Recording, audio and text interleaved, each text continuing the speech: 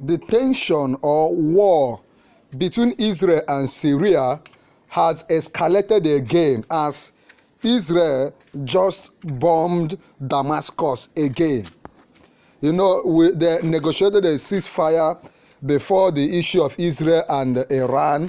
And right now, ceasefire in bloodshed. Israel bombs Druze city in Damascus, which is in Syria. And in this news, of course, you already know that in Noble Media, our work is to give you the news as it is breaking. There is a lot of destructions that has been done. Israel has bombed Druze city in Damascus, Syria. So let us look at this info from the beginning. Just if you have not subscribed to our channel, click on subscribe, because here we give you the information as it's breaking. Now, this is it. World leaders react to Israel attack on Syria's Damascus. So in this very video, let's look at the reaction of world leaders to what is currently going on between Israel and Damascus, especially now that Israel has bombed and struck in Syria. World leaders react to Israel attacks on Syria's Damascus. A roundup of key international reactions after Israel air strikes near the defense military and presidential palace in Syria's capital. Now, let's look at it in details. We give you this information because we believe that information is power. Knowledge is power. You need to know what is happening globally and what is happening around you. Israel has launched several airstrikes in the heart of Syrian capital, Damascus, as clashes continued in the southwestern city of Suwaida after a truce between government forces and Druze armed group collapsed. There was a truce, there was a ceasefire, but the whole ceasefire arrangement has collapsed. Defense Minister Israel Katz said Israel forces struck near the entrance to the Syrian Ministry of Defense on Wednesday, hours after he had demanded Syrian government forces withdraw from Suwaida. Right? Let's take it again. Defense Minister of Israel Katz said Israel forces struck near the entrance of the Syrian Ministry of Defense on Wednesday, hours after he had demanded Syrian government forces withdraw from Suwaida. Okay, we move on. Another strike hit near the presidential palace. This Israel hitting Syria. Another strike hit near the presidential palace in Syria on the outskirts of the city. At least one person was killed and 18 others were wounded in the attacks, Syrian state media reported, citing the Ministry of Health. This is what is currently going on between Israel and Syria. Okay? The attacks on Syria's capital came amid continuous unrest in the city of Suwaida, where local Sunni Budian tribes have been engaged in fierce clashes in recent days with fighters from Syria's Druze minority, whom Israel views as a potential ally in Syria and claims to be intervening to protect. Let's take it again. The attacks on Syria capital come amid continuing unrest in the city of Suwaida, where local Sunni Budian tribes have been engaged in fierce clashes in recent days with fighters from Syria's Druze minority, whom Israel views as a potential ally in Syria, and claims to be intervening to protect. So Israel is claiming to intervene to protect the Druze minority that have been battling with Sunni Budian tribes. Now, because Israel sees them as allies right there in Syria, in Damascus. Damascus deployed its forces to the city on Tuesday and declared a ceasefire, but the fighting quickly resumed. Here is how the world is reacting to Israel's strikes on Damascus. I'll just give you a background. In United States, Secretary of the State Marco Rubio said the U.S. was very concerned about the escalation in violence. We are going to be working in that issue. I just got off the phone with the relevant parties. We are very concerned about it, and hopefully we will have some updates later today. But we are very concerned about it, Rubio said. So U.S. is saying that they are very concerned. Let's look at what United Nations said.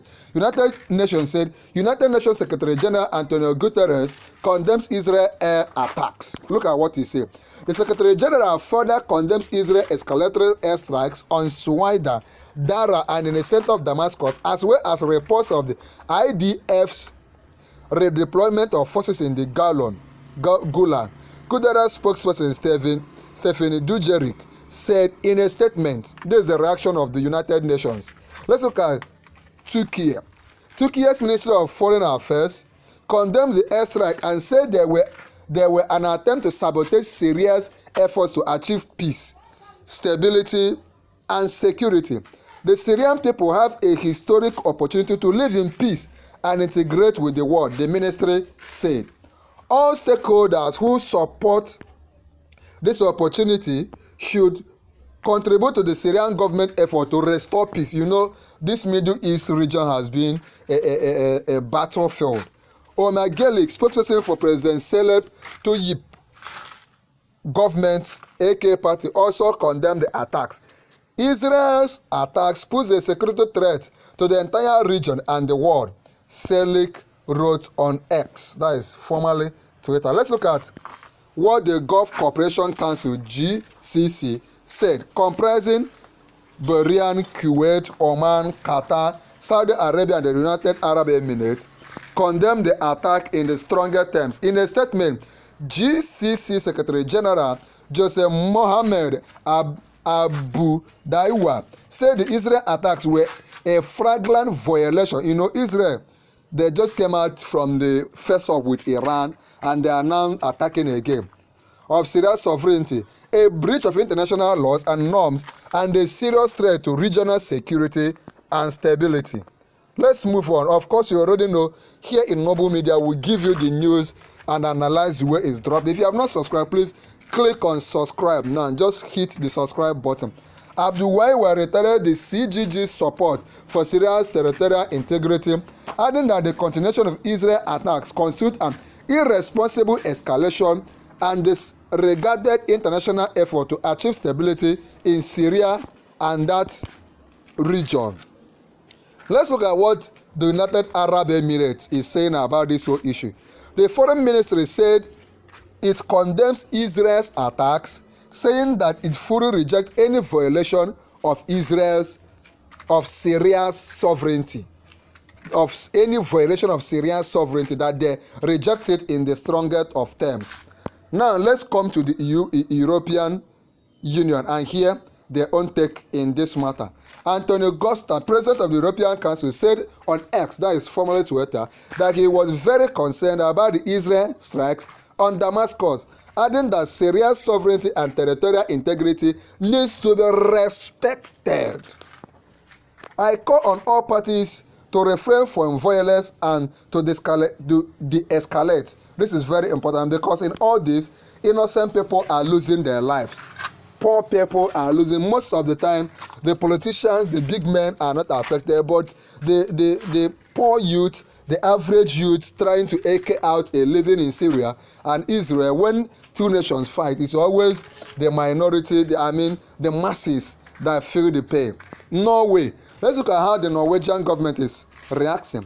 The Norwegian foreign minister said that Israel's recent strikes could undermine effort towards a peaceful transition of power in Syria. Of course, we already know that Syria is trying to move from one power holders to the next. So there needs to be peace to foster this peaceful transition in Syria. Deeply concerned about recent Israel airstrikes and rising domestic tensions, the escalation risks undermining efforts towards a peaceful Syrian-old transition, ESPN Batted wrote on his Twitter handle. He said he was alarmed by the escalating violence in Syria and urged all actors to exercise maximum restraint. We should not be quick to go to war. We should not be quick to kill. We should not be quick to go into violence. On the side of Israel, we expect them to be reasonable and to embrace peace. On the side of Damascus or Syria to also embrace peace, to be reasonable and embrace peace. It is always better to judge than to war. It is always better to come to the table and negotiate. Before you know it, there will be an agreement. So we expect the world leaders not to fold their arms, the US, the UN, other parts of the world to come together to ensure there is peace in the Middle East, to ensure there is peace in Israel and also Iran and Israel and Syria. Every part of the world demands peace. If you want peace, come under the comment of this video and type "say no to war." Just hashtag "say no to war." We need at least 1,000 persons to come under the video and type "say no to war." Hashtag "say no to war." Hashtag "say no to war." Come under the video and drop it. Encourage your family, your fans, your followers to also come under this particular video and do that. If you have not liked this video, here is the time to click on like this video. Also share this video so that more people will know what is happening. You can copy the link, share it on WhatsApp groups, on other social media platforms. Then finally, if you have not subscribed, click on subscribe right now. There's an important video on the screen. Click on it right now and also watch.